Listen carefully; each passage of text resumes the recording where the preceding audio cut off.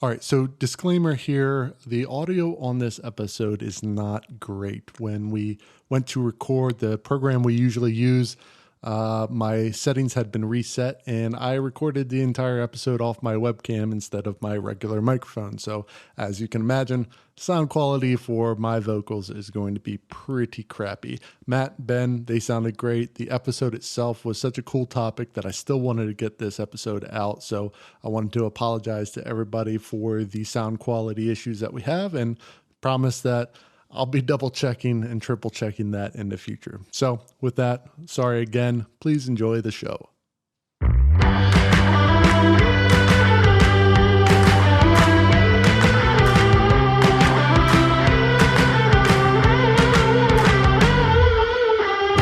You're listening to Season 1, Episode 47 of the Potomac RPG Podcast. I'm not scared of pixies, fairies, and sprites. Oh my.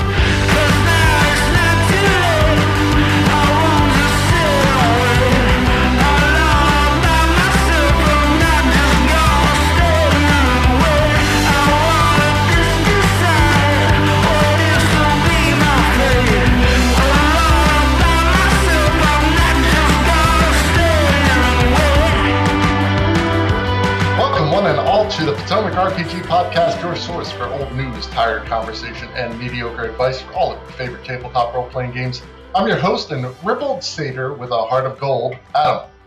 I'm your guide to the thrice 10th kingdom, Matt. And because you will not trick me into using my true name, you may call me Nine Jam. The B is silent in jam. Or just Nine. All right.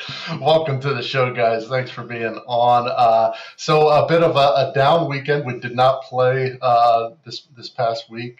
So the descent into Avernus has halted temporarily, but I'm sure we'll get back in. Real life gets in the way sometimes. So we're looking forward to getting back to Avernus. Despite that, Ben, Matt, Nine Jam and Matt, how are you guys doing today? Doing all right. Doing nice. Ready to get into some weird stuff? Oh, always. Yeah, well, we play in some really interesting locations in our D&D games, but we find ourselves some rift or portal that takes us into the Fey Wilds. We know shit's about to get weird. The Fey Wild can be a cornucopia of dangerous encounters, lush landscapes, and mysterious inhabitants. And it's a place that can be central to your campaign or just an interesting side quest. It's a really cool place to play around in. So that's what we're going to be talking about today, the Fey and the Fey Wilds. So, Matt, let's start with you on this. What's your opinion of the Fey Wilds in general, like both in regard to the lore and its potential impact on the campaign? Yeah, so I think lore-wise, I think it's varied in different editions. So, I know in Pathfinder, the idea is that what they called the First World was sort of this drawing board for the gods, so they didn't get everything the way it was going to be, so the laws of reality were kind of mutable.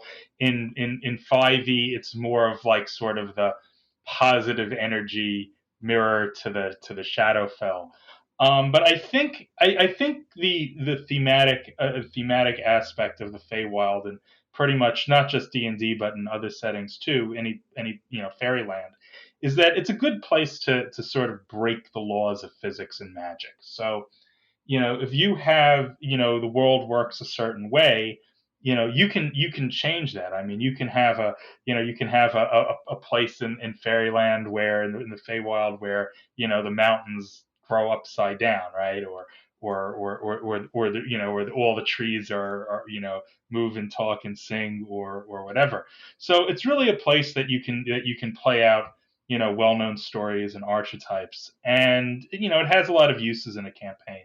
It can be used as a means of travel through places or traveling through time, a source of lost information. And it can also be used by the DM to sort of experiment as a sandbox to give players powers and abilities that you wouldn't want them to have in the real world. So you can try things out, and then, the instant they leave Fairy World, right, it's gone. So I think it gives you, it gives you sort of a vehicle to try out different things that you wouldn't necessarily if your mainstream campaign takes place, in the physical world. Yeah, because we had a couple trips either into the Fey Wild or dealing with Fey creatures in Anthony's campaigns once, where I lost, I believe it was 50 years or something, or I had the potential of losing 50 years, but I got out pretty quick. And then we had the Fey Fair, which was a pretty interesting thing, especially with those blink dogs. Ben, how about you? Like, do you enjoy the Fey Wilds or Fey creatures and the things that they kind of bring into a game? Yeah, I really do. I think Fey is one of the most enigmatic places that you could go to, and the possibilities are really endless. I see it as this space where you can take really creative really creative players, and allow you as a DM to really stretch your legs a little bit in creative ways. Anything goes. Words become substance, and truth is in the eye of the beholder. Rules. So real life. Yeah. Whatever you believe to be the truth is the truth, right? Yeah. And yeah, you can bring emotion into reality, and really anything that is in a fantasy game can become a little bit more real and deep and colorful and majestic by just moving it into the Fae. Little small quests become epic journeys. So much potential. Well, and I'm curious, for those who may not have delved into the Fey Wilds, if you were to explain what the Fey Wilds are to kind of like someone who's not informed, Matt, what's the best way for them to imagine what this place is like? Yeah, I mean, I would just say it's sort of a place where where the rules as you understand them are different, right, and constantly changing, right? I mean, I mean, so D&D, weirdly enough, has a real literary inspiration that's directly from Fairyland, which is an old fantasy book called Three Hearts and Three Lions. That's also where the regenerating troll trope comes from. Oh. And so it's really very much baked into Dungeons and Dragons, but it's never been the whole point about defining Fairyland, Feywild, is that it is in a sense undefined, right? That is its definition. It has all those possibilities, so you can have pretty much anything you want happen there, right? I mean, you can even have demons and celestials, except maybe they're not really demons and celestials; they're fairies pretending to be demons and celestials, right?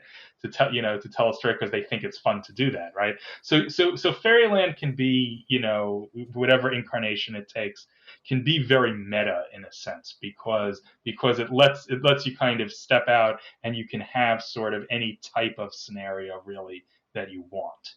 Yeah, and it's really kind of a true neutral place, if my understanding is correct, where the normal rules don't apply, not only with physics and stuff like that, but in morality.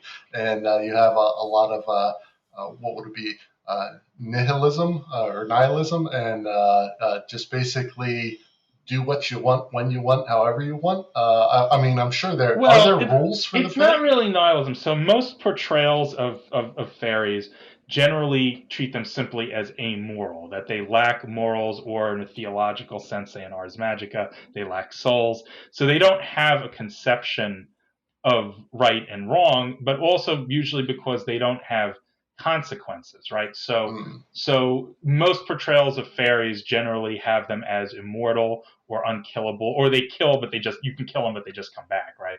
So Gotcha. so death doesn't really mean anything to them, right? I wouldn't say that it's not without consequence. A lot of the for them, it's not. but, I mean, a lot of the stories about Fae and fairies talk about these rules and these pacts that fairies and creatures of great power and the Fae will engage other Fae in or visitors, and those rules, if broken, have tremendous consequences. That if you promise something to a Fae and then go back on your word, they have real power over you. They could steal years of your life. You become their pet. Yeah, I mean, to a human, it can have tremendous consequences, right? But for whatever fairies are, and it's never really defined, right? They never, in most portrayals, they never seem to they might fear dying or something, but they always seem to come back, right? So yeah, but so I think the way that the Fae would approach that is that they know all the rules. They've lived in Faerie for time immemorable, and they are steeped in these rules. The mortals that come to their plane, they don't know the rules because they haven't lived there for forever, and they are just kind of backwards, and they really should just know the rules if they're coming there, because it's just a bad idea if they don't. But the fairies are very conscious of them because they know that they have consequences. It's entrapment is what it is. Entrapment against the constitutional rights. All right, let's get a little deeper into the Fey Wild here, as dangerous as that might sound, and get into some questions. So first question of the week. This post comes from Reddit user Y Marai, who asks, Hivemind Fey Wild. My players have just stumbled into the Fey Wild. They shouldn't be there for too long, but I'd still like to world build something good for them. There's going to be a huge plot point here, so it has to be memorable. So what cool ideas do you guys have for the Fey Wild that I could maybe steal? I have a few ideas so far, but more is always better. All right, so kind of a blank slate here, Jam 9. So if you were running a campaign that had a stopover in the Fey Wilds, what's something memorable you would have your players run into?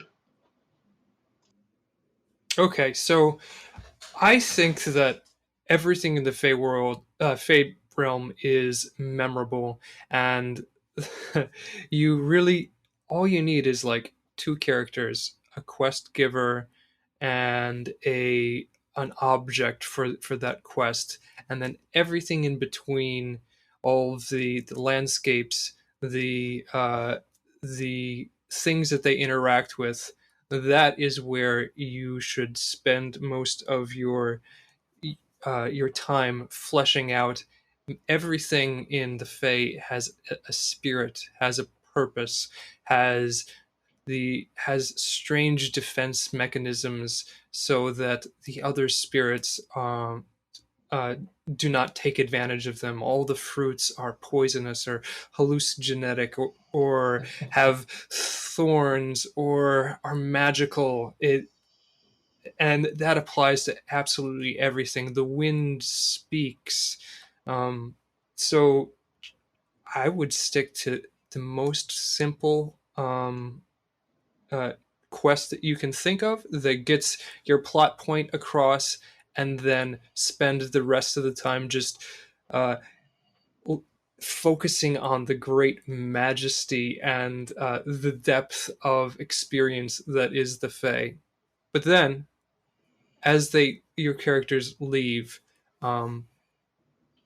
make sure that they are desiring to come back. That they this is one of the cool things about the Fae, is that anytime you leave, you have this yearning to come back. There's something now missing in your life, in you, that it can be found back in the Fae. So have them take that little bit of the Fae with him as they leave.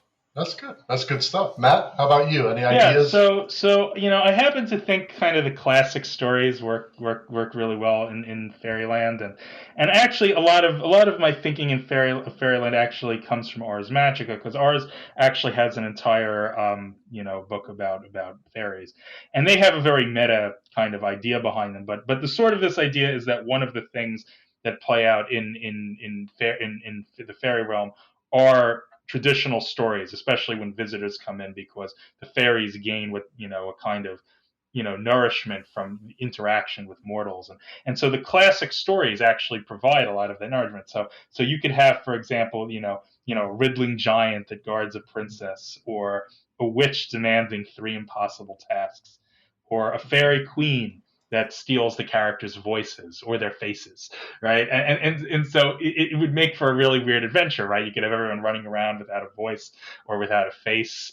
How do they communicate? How do they identify, right? And that interaction, right? The rules that Ben talked about, right? The rules are that suffering or that questing or that yearning is actually what the fairies really want. It's not, it's not the physical object that they actually care about the characters delivering. It's actually the suffering, right, that the characters, do along the way is actually what they're gaining from. Yes, it's the concept. Right. Well, and it almost seems like you could steal from pretty much any fairy tale or Disney movie out there with some kind of basis of some weird stuff happening. Well, yeah, my personal recommendation for that, actually, one that I think is very good as a guide is Spirited Away. Mm-hmm. Okay. If anyone's ever seen that, I have not seen that. Miyazaki Studio Ghibli. That is sort of the essence of what, it's the spirit world. It's it's Asia, but it's really it's fair. It's feral. It's this just wondrous, like, mind-bending thing with rules that the character doesn't understand, and really it's the journey that's the reward in that story. And I think that typifies a lot of fairy stories in general. Yeah. Well, good ideas, guys. Hopefully that helps Waimarai out a little bit. Best of luck in your adventures to the Feywild. We'd love to hear how those adventures are going. I have news here. And the sound of Ralphie the News Goblin can mean only one thing. It's time for Potomac RPG News.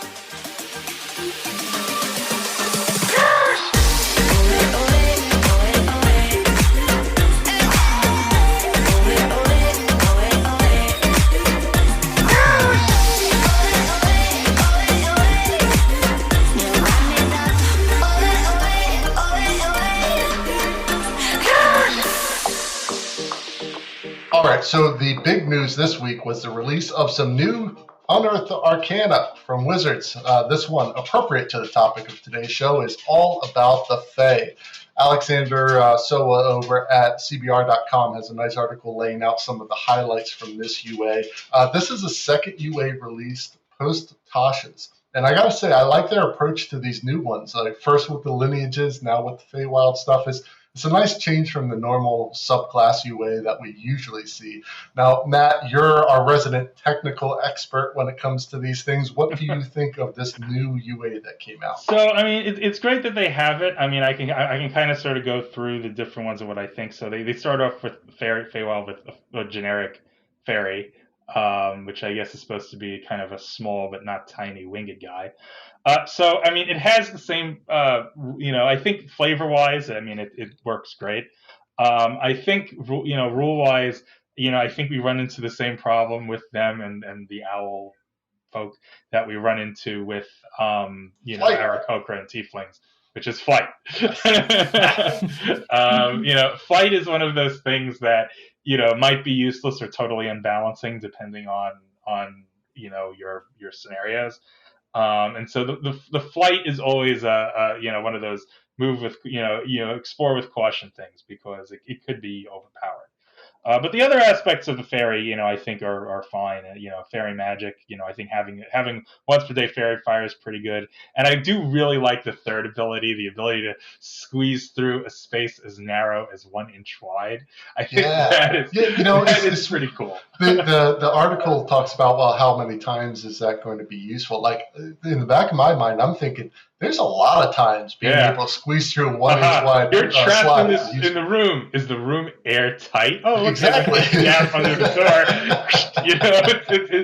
This is like a pseudo medieval or pseudo late medieval setting. There's very few rooms that are going to be not have an inch gap somewhere. The engineering tolerances are really low. Yeah. Well, Matt, I'm curious because the next one up on this list is the Hobgoblin, and I've heard a lot of kind of consternation online about hobgoblins. I know there's a Fey relation to goblins, but a lot of people were surprised by this. Well, I mean, it kind of, I think it has to do, with sort of the idea of a creature maybe having the shape or form of a creature having multiple origins. And I think, and I know I reference Ars Magica a lot, but it has a similar idea that you could have giants from the magic realm and giants from the fairy realm, and they take that form because it fits the story. So it doesn't really bother me that you could have fairies in the shape of goblins, right? If goblins are things that humans fear, right,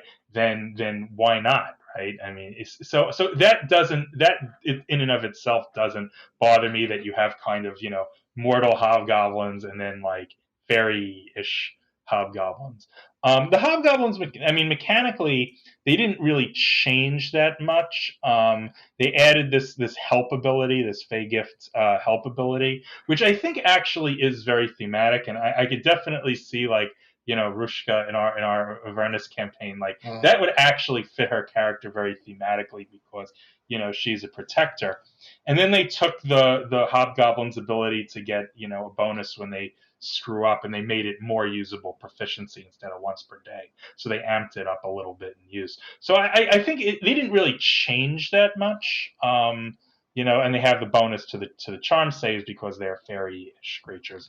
They didn't change it much mechanically. I think it's just for a lot of people, I think the idea of having sort of, a humanoid hobgoblin, a mortal hobgoblin and a fairy hobgoblin is causing a kind of, mental disconnect. Wait, how can you have two types of creatures being the same thing? But it really depends on how you want your fairies to work. I don't know. How many types of elf are there?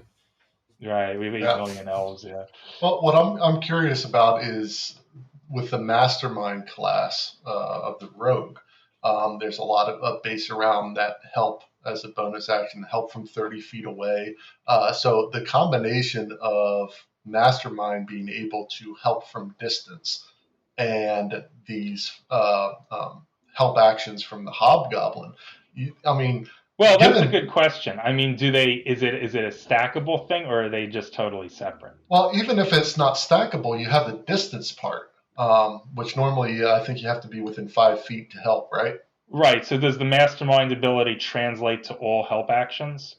Yeah, basically the help is from 30 feet. Yeah. So that's pretty powerful to be able to give temp hit points without being on the front line. Hobgoblins are kind of, more known for a fightery type creature, but there's no reason you couldn't have a hobgoblin rogue sitting in the back line just helping away. Now you can only use it as many times as your proficiency bonus, I believe. But even then, paired with the mastermind, that's a powerful tool at your disposal. But yeah, how about Owlfolk? And let me turn over to Ben here with Owlfolk. I was kind of surprised to see the anthropomorphic kind of creatures here coming into play. What's your ideas around the Owlfolk? Oh man, I'm not a big fan of animal folk in general. I think that animal folk are. So I believe that animal folk should be in a game, in the D&D game, because there are so many people that want to have different animal folks, but I don't think that the approach that is being taken to animal folk is the right way to do it. I would rather have a UA that says animal folk in a general type of character class, perhaps linked to the Fey, and then have the character, the player describe what type of animal they are, and decide with the DM exactly what type of features are probably picked from different other character races, and go from there, because it's so niche to have an owl folk. Why not a parrot folk or any other type of bird? It seems so limiting. when you think of the kind of animal races and how much they're played, I mean, you got the Loxodon and Leonin, I believe it's called, and like how many times are the animal folk really used, and then you combine that with the flight issue. Flight. I'm not sure how useful this. I mean, the magic site where you get to use detect magic as a ritual, okay, that's fine. I mean, most times you have somebody with a detect magic as a ritual spell somewhere, in your party. And then you have proficiency in stealth. Like, I'm not seeing a whole lot here. Matt, are you seeing anything working? Yeah, I mean, I think, as I said, like magic site, it's useful if you don't have a a wizard or a bard, someone with detect magic. But flight again is potentially broken, right? And the proficiency is thematic. It's nice, owls are sneaky, that's their thing. But again, it's not. There's nothing like, I think, like Ben said, there's nothing like why Alf, like you could build any kind of animal or half animal character, and include traits, and it would have probably been better to have like a list of just animal traits, right? And then just say, okay, build your own, semi-humanoid or animal creature, animal person. Ben, since you love animals so much, what's your take on rabbit folk then? Pretty much the same thing, huh? Yeah, it's pretty much the same thing. So, wait, yeah, it Leonids are. I mean, I can definitely see playing a rabbit character. You could have a lot of fun with that.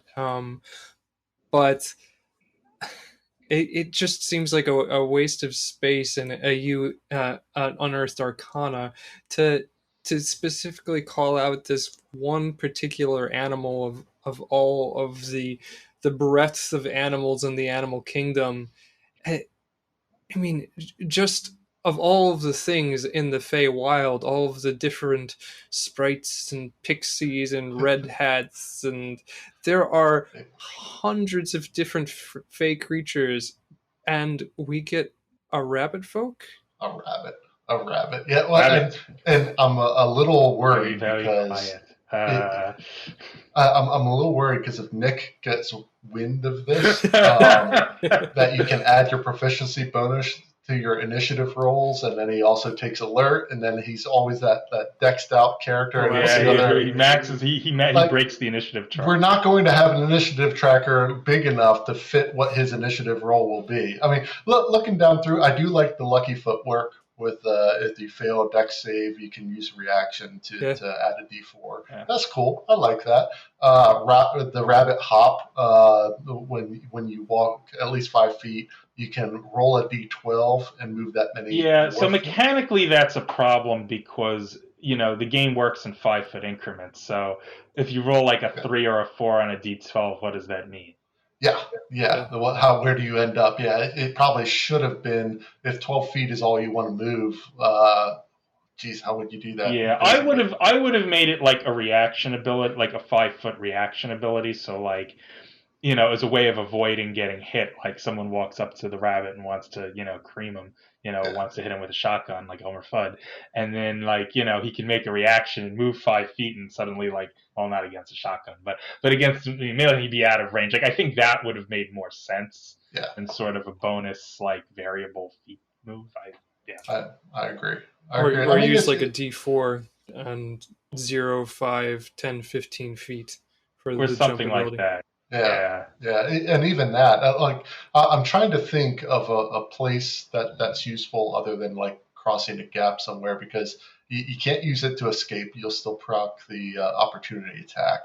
Like where would you have to leap an undetermined, like that you're willing to chance a roll on to see if you can jump that many feet? I don't know how useful that's going to be, but interesting nonetheless. Like it's nice to see them getting into these different areas.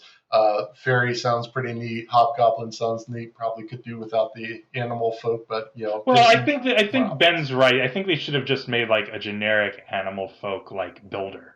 Yeah. Right? And you just build from what you want with different pick and choose. I agree. Well, if you're interested, I'll have the link in the show notes so you can check out that new UA if you have not done so already. But we're going to step out for a moment. Stay tuned. We'll be right back after the break.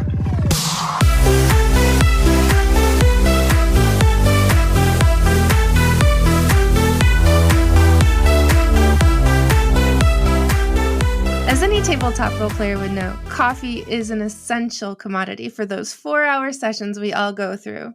And a great place to get that coffee is foundfamiliar.com. Found Familiar is a couple of people with a passion for coffee creation and D&D, and they've teamed up with favorite artists from all around the world to bring specialty grade coffee that celebrates the creativity sparked by Dungeons & Dragons and other TTRPGs. Use the coupon code Potomac RPG, all one word, at checkout for 10% discount on your purchase. That's at foundfamiliar.com. And with that, let's get back to the show.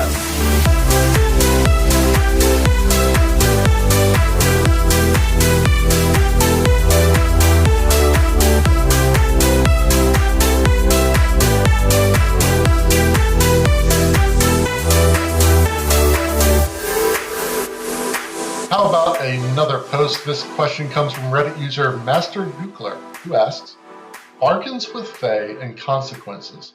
My players might end up making a bargain with a powerful night hag in exchange for her heartstone. So, I was wondering what kinds of things the hag would ask for in this bargain. I am more inclined to abstract prices such as their luck or last breath, but any ideas as well as possible rules or roleplay implications are welcome. So, 9. I think both you and I have a soft spot for hags. What do you think a hag would ask for? I think the hag would ask them what they are willing to give up. And most of the time, these are adventurers. They will think of something physical. If your group is already willing to jump to concepts and things like that, to their greatest desires, their memories. Oh yeah, they're feeling the Fey Wild, and you should run with whatever they're willing to give up. But if they want to offer the Night Hag a gem, you have their Night Hag twist those words a little bit. You offer me this beautiful gem. I like beauty too. Show off some of the beauty, some other beautiful gifts that have been given to them, and say, you wish to give me beauty? I will accept this. And then take beauty from them. Yeah. Whatever you as a DM decide. Be very careful with your words to take the concept, take the whole of something from them, not just the token. Yeah, absolutely. I like that idea. Matt, how about you? What So I think that that's symbolic. Symbolic things have great meaning in fairyland, and so a classic one is the heart's desire, right? It's in exchange for your heart's desire, and it's not the thing you want most, but actually the ability to desire something, right? So you lose all ability to desire. Or another classic in the stories is the first thing you see when returning home, right? And invariably they the adventurer comes home and their wife has like their newborn child or something, right? Another good one, which doesn't seem to have a lot of mechanical consequence, but could have a lot of social consequence, is your shadow, right? So there's a famous German story about that, the shadow of Peter Schlemel, and you can say, your shadow. I don't need my shadow. What the hell does shadow do for me? But then, you're walking around town and people notice you don't have a shadow. That can cause quite a bit of trouble. Something that's symbolic, something ethereal like trust, right? All I want in exchange is your trust, and then now the character is distrusted by everyone they ever meet, and another idea is symbolically is just rituals of placation. A lot of folk, folk kind of these superstitions that people have, putting salt at the door, hanging mistletoe or whatever, right? They're meant to ward off, supernatural creatures. Those rituals may be all the creature wants, because maybe that supplies them with, fear or obedience or whatever, this symbolic gesture that they gain a kind of nourishment from that means very little to humans. So it doesn't have to necessarily punish the characters in some huge way. It could actually be something minor as long as they don't forget to do it or mess it up. A lot of interesting possibilities, and it puts a lot on the DM because with those kind of abstract prices, that's usually stuff you got to kind of hold on to and wait to spring it on them later. And that can be really difficult for a DM to remember, hey, I got to find a way to insert the downside or the consequence of this bargain in some way. But if you pull it off, man, can that ever be memorable for your players? So good ideas, both of you. Good luck, Master Duclair, with that bargain. Would love to hear what bargain you finally settled on for your night hag. So with a setting as imaginative as the Fey Wilds, there are plenty of extraordinary game tales where some real weird shit happens. So let's see if you two can figure out the one that doesn't belong in our segment, Say It Ain't So.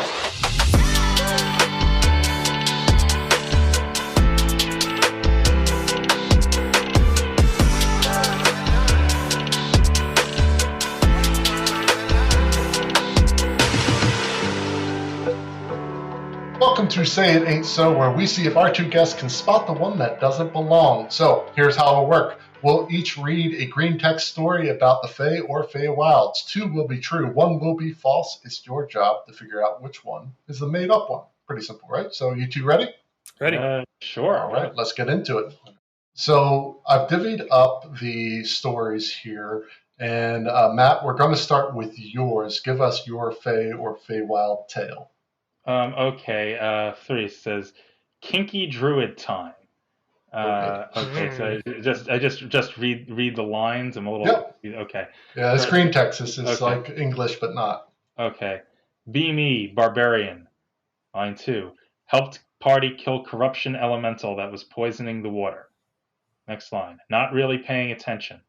Next line. "Wizard summons familiar in fish form to scout out lake." 5e.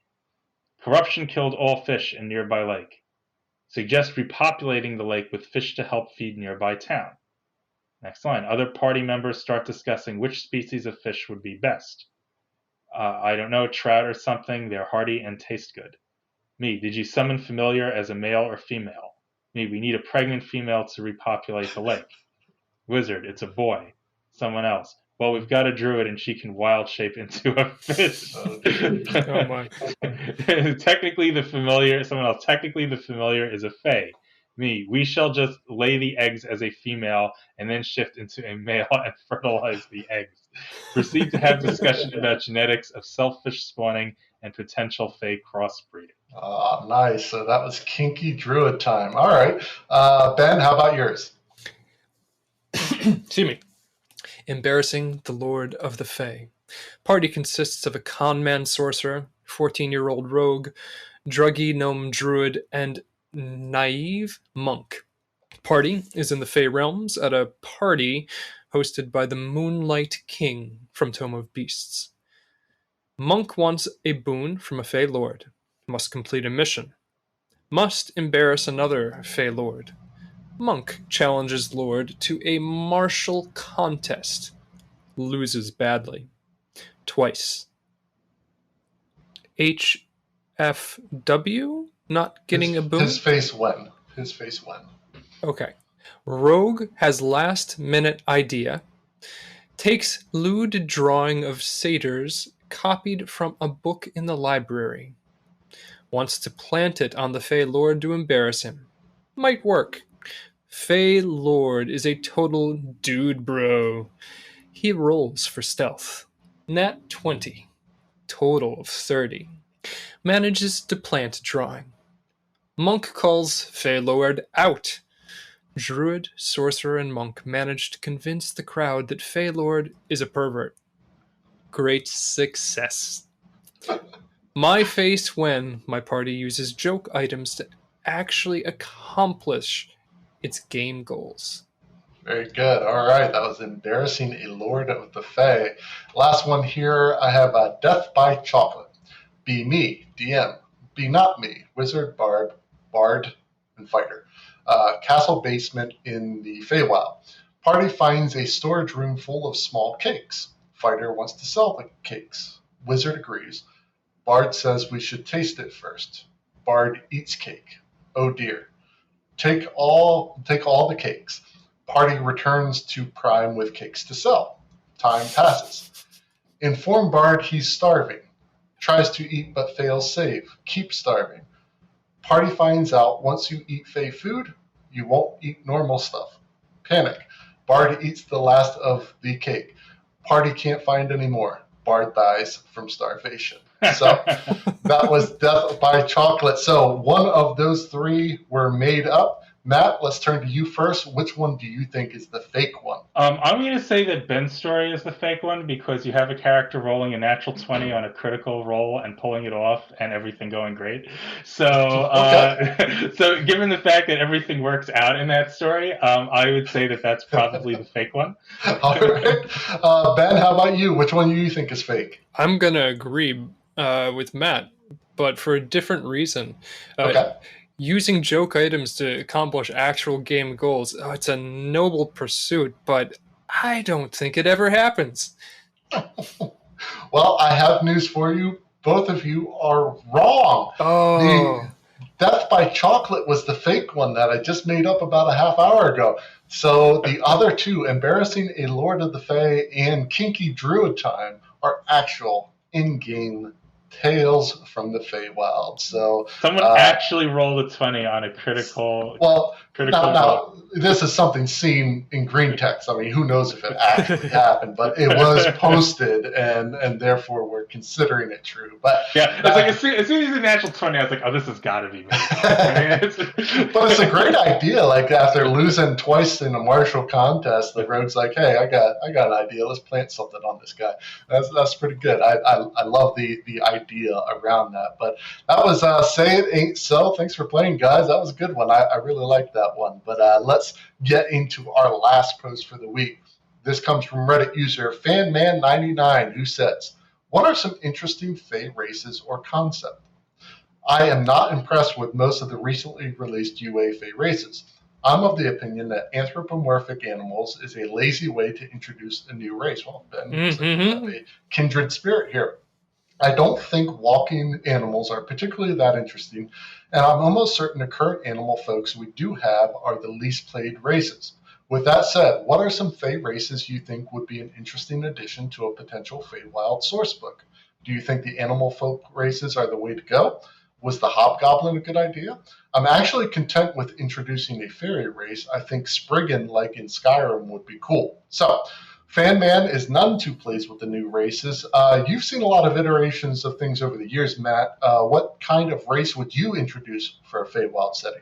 Right, so I'm actually going to steal a lot of stuff from Ars Magica here because they actually have a thing for love that game. There's a lot of great ideas in that game, and I think an important idea here for fairies is not to think of it as a race or a species, but to think of the role of the fairy, right? So you can figure out a race based on the role. For example, do you want fairies that, a fairy that preys on children? It could be like a nursery terror or a child stealer, right? You could play the monster under the bed, right? You could figure out the form of the creature, later. That's not really important, right? But this is a creature that can, hide under beds, right, or other types of things, and a kind of advantage on stealth checks. Yeah. And the physical form is almost irrelevant. You can have creatures that are basically just designed to fight, right? You can have, fairy knights or ogres or giants, or, like the Spriggan he mentioned, the classic is the red cap, right? The gnomish guy with the bloody cap with the scythe and the metal boots, right? That actually would be, and that would fit well for, a player type character, especially if you're playing a chaotic or violent campaign. Another good one might be imaginary friends, right? So getting to the more benevolent side of the monster under the bed, children often have imaginary friends. They talk to their toy soldiers or their, G.I. Joe figures or whatever, right?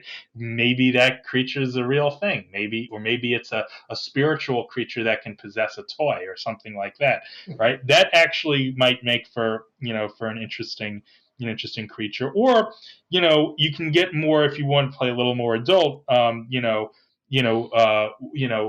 potential lovers or predatory lovers play a role in fairy stories. Things like nymphs, or transforming women who are controlled by an object, like the swan may is the classic one, right? The woman turns into a swan, or selkies, which turn into seals. Those also are characters, and they're kind of easy because they have a human shape, or at least or at least it's a human-like form. Or the classic small creatures that perform domestic tasks. You can be Rumpelstiltskin and spin hay into gold. So I think it's better to think about it in terms of role, and then create the actual physical creature, based on the role that you want. That makes a lot of sense. Well, Ben, how about you? What ideas you got brewing? Yeah, I'm going to go off of Matt's ideas here and talk about implementation, because I think if you've got suitably motivated character that wants to play some sort of Fey spirit or Fey influenced character, then it's up to you as a DM to take the lack of character options that are available from D&D Beyond and work with them to make it happen. Keep your players happy, and I think the way to do that is to just say, exactly as Matt said, what's the character idea, what's their theme, and then pick another character race that is already in the DMG or all the supplemental things. So the red cap, you could easily reflavor a dwarf or a Duragar to fit into that same role. Give them another ability or a complication of some sort that requires them to wet their cap in blood every 3 days. They've got to kill something every 3 days, or they have some detriment to like their charisma checks because their skin becomes desiccated. And well, not that a classic red cap is ever going to have a really good charisma score, but porcelain skin. Yeah. Well, it almost sounds like you could use some blood hunter stuff in that. I'm pretty ignorant of the specifics. But, yeah. You have a red cap. I think maybe you could pair those quite nicely. Yeah, that's a great idea. Wetting their blade with their own blood. Oh, yeah, that's awesome. Yeah, so interesting ideas, and then hopefully that gives Fan Man an idea of where to kind of start with, instead of what the creature or the races or whatever. What do you want them to be able to do, and then build from there, and you might be able to come up with some pretty interesting stuff. Now, before we wrap up, I want to get into something real quick, because we talked about fairies and owl folk with the flight problem. And it comes up so much, and we never really discuss it. There has to be a way to handle flight and not have it break the game. Like we always say, how you can't have Aarakocra and now with Owl Folk and Fairy, you can't have them in because of its flight speed. What are some ways for a DM to actually control that? Well, if you're in a 5 foot by 5 foot dungeon all day, flight doesn't really help you that much, except but aside from that, I think part of the problem is, well, I'm going to be a flying archer or a flying spellcaster. It's like, oh, that melee guy can't touch me. That's a common thing. So having if you have a lot of, it depends on the campaign, but if you have a lot of enemies that fly, or effective at range, then it reduces some of the abuse. But it's just so versatile. And if it's not limited in some way, if you can just do it all the time, and there's a problem of the map. as well, right? Like most of us play with some kind of battle map of some kind, and things get a little dicey whenever you're trying to show where a character is, but also 30 feet up in the air. Like that, it's really tough to kind of visualize that unless you manage to have some kind of 3D battle map. I don't think that's as much of a problem. I mean, you could, highlight an icon to say the icon's flying low, or highlight it a different color to say it's flying high. You don't need to put the exact number of feet, really. But I just think having it as an unlimited ability, like it's an incredible advantage. Right? Yeah. Well, Ben, do you have any ideas of how to handle flight in a reasonable way? So I don't think it's too much of a problem. It gets over traps and things, but I'm thinking about the specific instance of my character in Steve's campaign.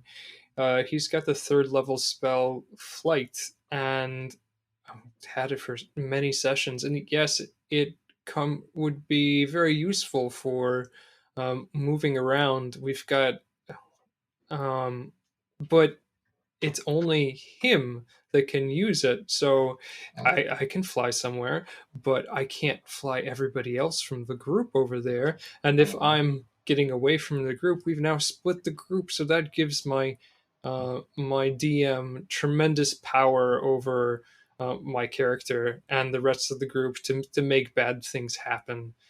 That's very true. And the combat aspects. But that flight's limited use. That's the spell, and you got to concentrate on it. Yeah, you got to concentrate, but it's for an hour. It's pretty fast. You can go as far up as you want.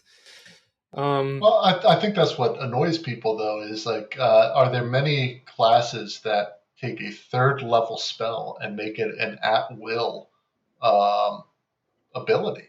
Like, I'm trying to think of any others that do that. I mean, 3rd level is pretty high. Yeah, but the Aarakocra that's really their only thing. That's their only thing. I've never played one because it's never allowed, so I have no idea. All these bird characters, even the owl character, advantage on stealth is no, it's not advantage on stealth. They have the stealth proficiency. That's pretty good, but it's really just their thing. They got night vision and some quietness. Yeah. Well, I think that's just going to be something that's always going to be a bit of an issue unless someone leans into it. Hey, maybe you do something where everyone has to be a flying creature of some kind. If you build a campaign around it, then it's not a problem. Not going to be as bad. If everyone's flying, it's like everyone being on the ground, right? or like Ben said, if you have a DM who, you can fly all you want, but guess what? The further you are away from your team, the more they're going to suffer. So make there be a consequence. But regardless, that is all the time we have this week. Remember, if you want to send in your questions or anything you find on the internet, you can send them to questions@potomacrpg.com. Check out our store for merch at teespring.com/stores/PotomacRPG. If you'd like to support the Potomac RPG podcast, you can find us on coffee.com/PotomacRPG. And lastly, you can follow us at Potomac RPG on Twitter, Instagram, and YouTube. Thanks for being on today, Matt and Nine. And thank you to the rest of the Potomac RPG crew and, of course, all of our wonderful listeners out there. So, for the Potomac RPG podcast, I'm Adam. I'm Matt. And I'm Nine Jam. Till next time, keep those dice rolling and keep those stories coming. And never stop playing.